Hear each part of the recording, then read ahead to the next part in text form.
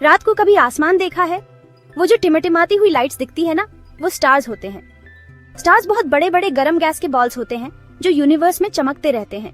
Stars हमारी अर्थ से बहुत दूर होते हैं, इतने दूर कि उनकी लाइट को हम तक पहुंचने में कई साल, कई सदियां लग जाती हैं। स्टार्स जायंट पावर प्लांट्स की तरह होते हैं, अपने सेंटर में एनर्जी बनाते रहते हैं। ये मोस्टली हाइड्रोजन और हीलियम से बने होते हैं, जो यूनिवर्स में सबसे हल्के एलिमेंट्स होते हैं। स्टार के सेंटर में ये एलिमेंट्स मिलकर न्यूक्लियर फ्यूजन नाम का प्रोसेस करते हैं, जिससे लाइट और हीट के रूप में बहुत सारी एनर्जी निकलती है। हमारे सबसे नजदीक का स्टार है सन, जो हमारे सोलर सिस्टम के बीच में है। सन एक मीडियम साइज्ड स्टार है, लेकिन फिर भी ये अर्थ से बहुत बड़ा है। असल में 10 लाख से भी ज्यादा अर्थ सन के अंदर समा सकती है। सन की ग्रेविटी की वजह से ही हमारी अर्थ और बाकी प्लैनेट सोलर सिस्टम में अपनी जगह पर रहते हैं।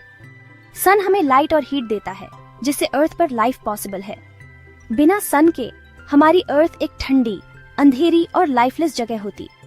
प्लांट्स फोटोसिंथेसिस के जरिए खाना बनाने के लिए सनलाइट का यूज करते हैं, और हम अपनी एनर्जी के लिए प्लांट्स और एनिमल्स जो प्लांट्स खाते हैं उन पर डिपेंड करते हैं। स्टार्स का जन्म जायंट गैस और डस्ट के क्लाउड्स में होता है, जिन्हें नेबुलास कहते हैं। ये नेबुलास कॉस्मिक नर्सरीज की तरह होते हैं, जहां स्टार्स के इंग्रेडिएंट्स मिलते हैं। नेबुलास बहुत बड़े हो सकते हैं, सैकड़ों लाइट ईयर्स तक फैले हुए। लाखों सालों में ग्रेविटी नेबुला में मौजूद गैस और डस्ट को अपनी तरफ खींचता है। जैसे जैसे ज्यादा मटेरियल इकट्ठा होता है, क्लाउड ज्यादा डेंस और हॉट हो जाता है। आखिरकार क्लाउड के सेंटर का टेम्परेचर और प्रेशर इतना ज्यादा हो जाता है कि न्यूक्लियर फ्यूजन शुरू हो जाता है और एक स्टार का जन्म होता है। स्टार्स के बनने में ग्रेविटी का बहुत बड़ा रोल होता है। ये वो फोर्स है जो यूनिवर्स की छोटी से छोटी पार्टिकल्स से लेकर बड़ी से बड़ी ऑब्जेक्ट्स तक सबको अपनी तरफ खींचता है। नेबुला में ग्रेविटी गैस और डस्ट पार्टिकल्स को एक दूसरे की तरफ खींचता है। जैसे जैसे पार्टिकल्स पास आते हैं, वो टकराते हैं और आपस में चिपक जाते हैं। मैटर का क्लम्प जितना ज्यादा मैसिव होता जाता है, उसकी ग्रेविटेशनल पुल उतनी ही स्ट्रांग होती जाती है। ये प्रोसेस चलता रहता है। क्लम्प बड़ा और डेंस होता जाता है, जब तक कि वो अपनी ही ग्रेविटी के नीचे कोलैप्स नहीं हो जाता और एक प्रोटोस्टार बन जाता है। सेक्शन 5, न्यूक्लियर फ्यूजन स्टार का पावर हाउस। न्यूक्लियर फ्यूजन एक ऐसा प्रोसेस है जो स्टार्स को उनकी इमेंस एनर्जी और ब्राइटनेस देता है। स्टार का हार्ट उसका कोर होता है, जहां न्यूक्लियर फ्यूजन होता है। ये कोर स्टार का सबसे गर्म और डेंस हिस्सा होता है, जहां टेम्परेचर्स और प्रेशर्स इतने हाई होते हैं कि फ्यूजन रिएक्शंस हो सकें। न्यूक्लियर फ्यूजन वो प्रोसेस है जिसमें लाइटर एटॉमिक न्यूक्लियाई कंबाइन होकर हेवियर न्यूक्लियाई बनाते हैं और इस प्रोसेस में बहुत ज्यादा एनर्जी रिलीज करते हैं। ये एनर्जी इलेक्ट्रोमैग्नेटिक रेडिएशन के रूप में होती है, जो हमें लाइट और हीट के रूप में दिखाई देती है। स्टार के कोर में हाइड्रोजन एटम्स फ्यूज होकर हीलियम बनाते हैं और लाइट और हीट के रूप में एनर्जी रिलीज करते हैं। ये प्रोसेस बिलियंस ऑफ ईयर्स तक चलता रहता है, जिससे स्टार की लाइफ और ब्राइटनेस बनी रहती है। ये एनर्जी स्टार के कोर से बाहर की तरफ रेडिएट होती है, जिससे स्टार चमकता है और अपनी ही ग्रेविटी के नीचे कोलैप्स होने से बचा रहता है। ये रेडिएटेड एनर्जी स्टार के सरफेस तक पहुंचती है और फिर स्पेस में फैल जाती है। न्यूक्लियर फ्यूजन से बाहर की तरफ लगने वाला प्रेशर और ग्रेविटी के अंदर की तरफ खींचने वाले फोर्स के बीच का बैलेंस ही स्टार के साइज और स्टेबिलिटी को डिटरमिन करता है। ये बैलेंस ही स्टार को एक स्टेबल स्ट्रक्चर में बनाए रखता है, जिससे वो बिलियंस ऑफ ईयर्स तक एग्जिस्ट कर सकता है। सेक्शन 6, स्टार्स का रेनबो कलर्स, साइजेस और टेम्परेचर्स। स्टार्स अलग अलग कलर्स, साइजेस और टेम्परेचर्स के होते हैं। स्टार का कलर उसके टेम्परेचर का क्लू देता है। ज्यादा हॉट स्टार्स ब्लू या व्हाइट दिखते हैं, जबकि ज्यादा कूल स्टार्स रेड या ऑरेंज दिखते हैं। हमारा सन, जिसका सरफेस टेम्परेचर लगभग 5500 डिग्री सेल्सियस है, येलो दिखता है। स्टार्स के साइज में भी बहुत वेरिएशन होता है। कुछ स्टार्स, जिन्हें जायंट स्टार्स कहते हैं, हमारे सन से सैकड़ों गुना बड़े होते हैं।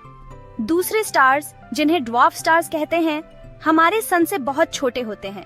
स्टार का साइज और मास उसके लाइफ स्पैन और उसके मरने के तरीके को डिटरमिन करते हैं। सेक्शन 7, स्टार्स का लाइफ साइकिल जन्म से मृत्यु तक।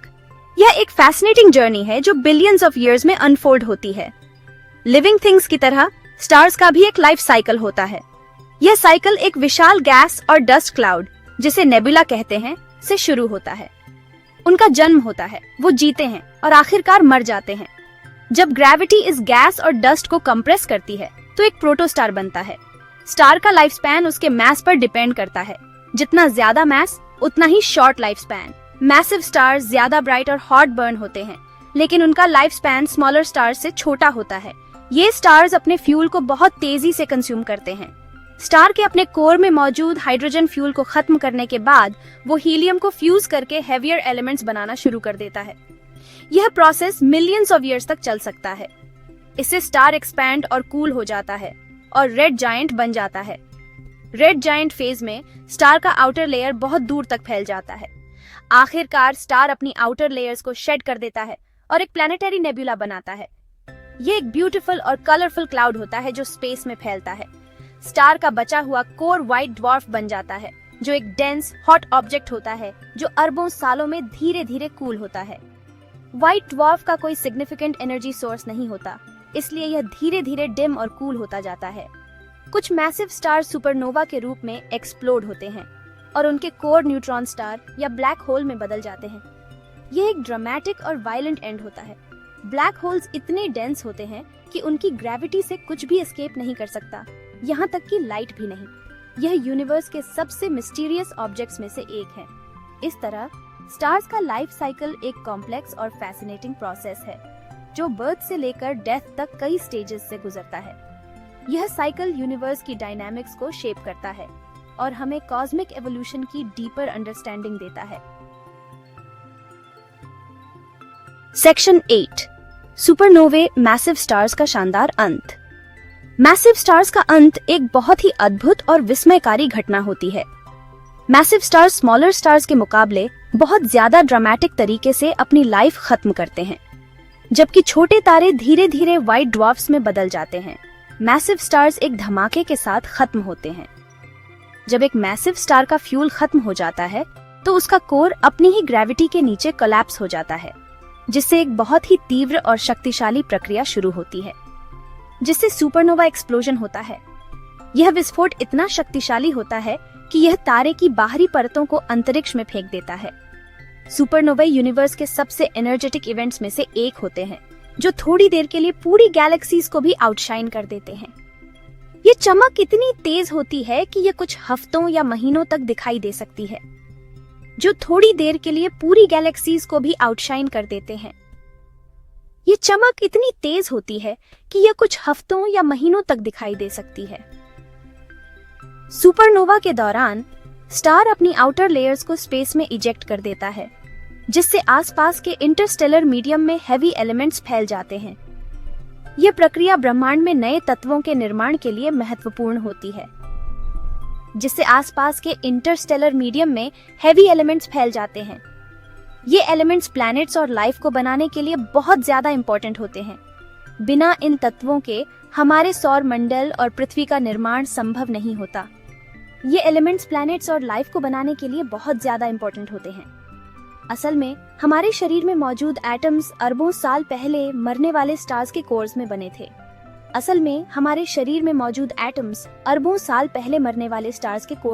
थे। यह हमें याद दिलाता है कि हम सभी स्टारडस्ट से बने हैं और ब्रह्मांड के इस अद्भुत चक्र का हिस्सा है। सेक्शन 9, स्टार्स की importance, cosmic architects.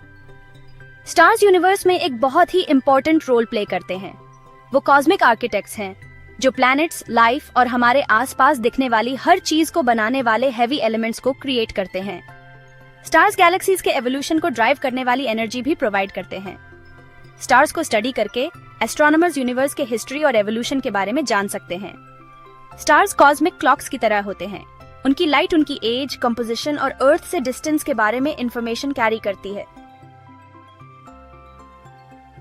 Section 10, conclusion, हमारा स्टारी यूनिवर्स। अगली बार जब आप रात को आसमान देखें तो याद रखें कि आप एक ऐसे यूनिवर्स को देख रहे हैं जो स्टार्स से भरा हुआ है। हर स्टार हॉट गैस का एक जायंट बॉल है जो न्यूक्लियर फ्यूजन से पावर्ड है और बहुत दूर से ब्राइटली शाइन कर रहा है। स्टार्स का जन्म होता है, वो जीते हैं और मर जाते हैं और यूनिवर्स को हेवी एलिमेंट से एनरिच करते हैं और कॉस्मोस को शेप देते हैं जैसा कि हम जानते हैं। हमारा यूनिवर्स एक स्टैरी प्लेस है जो वंडर और ब्यूटी से भरा हुआ है और हम खुशनसीब हैं कि हम इसकी स्प्लेंडर को देख पा रहे हैं।